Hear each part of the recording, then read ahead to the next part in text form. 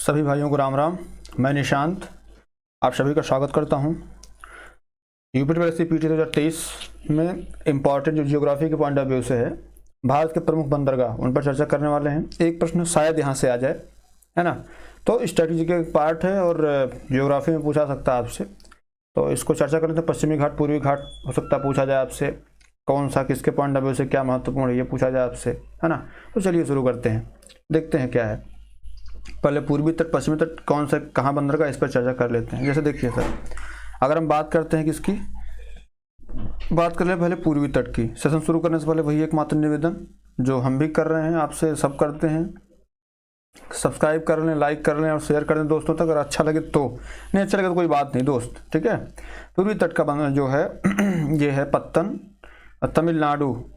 जो पत्तन का नाम है चेन्नई, चेन्नई जो है ये बंदरगाह है और यह एक कृत्रिम बंदरगाह है। चेन्नई कैसा बंदरगाह है, एक कृत्रिम बंदरगाह है और दूसरा सबसे व्यस्त बंदरगाह है, दूसरा सबसे व्यस्त बंदरगाह है। पहला सबसे व्यस्त बंदरगाह कौन सा है, तो वो है आपका महाराष्ट्र का मुंबई पोर्ट ट्रस्ट, ठीक है। बात करते हैं आगे। पश्चिमी तट पर दूसरा बंदरगाह केरल है, केरल राज्य में है कोच्चि। अभी हाल ही में इसको जो है सागर रत्न पुरस्कार भी दिया गया है, ठीक है। वेम्बनाड झील में स्थित है। मसालों और नमक का निर्यात यहाँ से सर्वाधिक होता है। कहाँ से, कोच्चि पोर्ट से। बात करते हैं पूर्वी तट की, तो पूर्वी तट पर जो एक बंदरगाह तमिलनाडु में है उसको बोलते हैं एन्नौर बंदरगाह। एन्नौर बंदरगाह जो है ये भारत का पहला कारपोरेट कृत बंदरगाह है। क्या है, पहला रीटीकृत बंदरगाह है, ठीक है। उसके बाद बात कर लेते हैं पूर्वी तट पर और कौन सा, पश्चिम बंगाल में है कोलकाता बंदरगाह। यह भारत का एकमात्र नदी बंदरगाह है। क्या है, एकमात्र नदी बंदरगाह है। यह हुगली नदी पर स्थित है, जिसे डायमंड हार्बर के नाम से भी जाना जाता है। तो कलकत्ता बंदरगाह के विषय में कोई पूछेगा आपसे तो बता दीजिए कि जैसे आपसे कोई पूछेगा भारत का एकमात्र नदी बंदरगाह कौन सा है, तो बताएं कलकत्ता बंदरगाह है। किस नदी पर है, हुगली नदी पर है, जिसे डायमंड हार्बर के नाम से भी जाना जाता है। आगे बात करते हैं पश्चिमी तट पर, तो पश्चिमी तट गुजरात में कांडला बंदरगाह है। कांडला बंदरगाह जो है एक ज्वारी बांध के रूप में जाना जाता है। व्यापार मुक्त क्षेत्र के रूप में ये मान्यता प्राप्त है।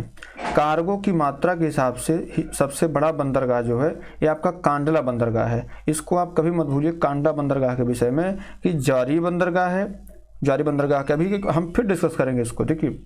जैसे एक बार पढ़ ले रहे हैं, फिर भी हम पूछेंगे आपसे तो आप उसका जवाब दीजिए, अपने मन से जवाब दीजिएगा, बाकी मैं पूछूंगा। पश्चिमी तट पर एक और बंदरगाह कर्नाटक में मंगलौर बंदरगाह। मंगलौर बंदरगाह में जो है ये लौह अयस्क निर्यात से संबंधित है। क्या है, लौह अयस्क निर्यात से संबंधित है।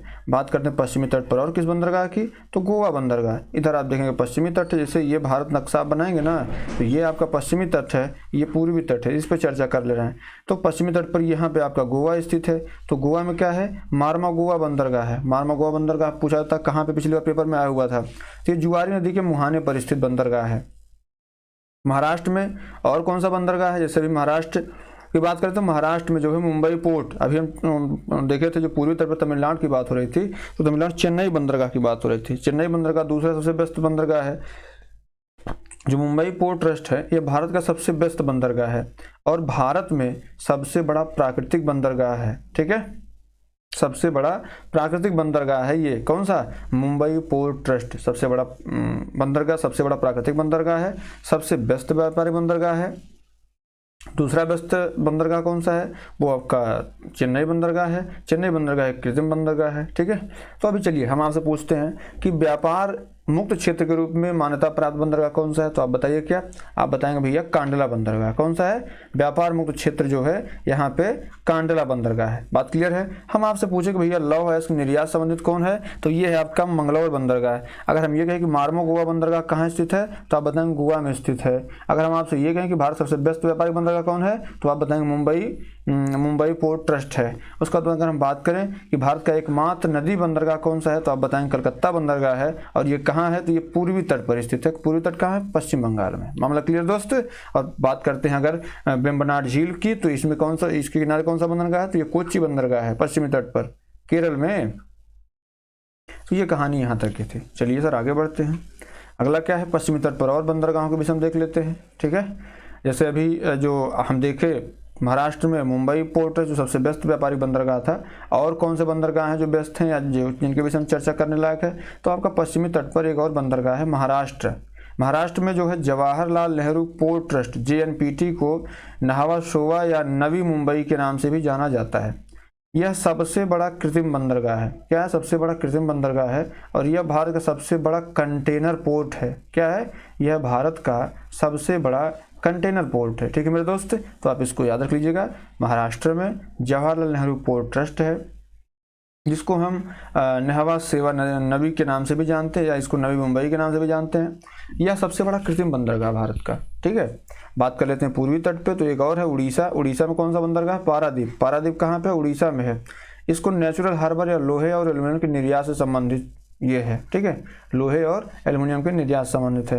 अगर बात करें पूर्वी तट पर और कौन सा है, तो पूर्वी तट पर आपको तमिलनाडु तूतीकोरन बंदरगाह पूछा जाता है। तूतीकोरन बंदरगाह कहाँ पे है? तमिलनाडु में है। दक्षिण भारत में एक प्रमुख बंदरगाह उर्वरक और पेट्रोकेमिकल उत्पादों से संबंधित है। क्या? उर्वरक और पेट्रोकेमिकल उत्पादों से संबंधित है। बात करते हैं पूर्वी तट की, तो आंध्र प्रदेश में बंदरगाह है कौन सा?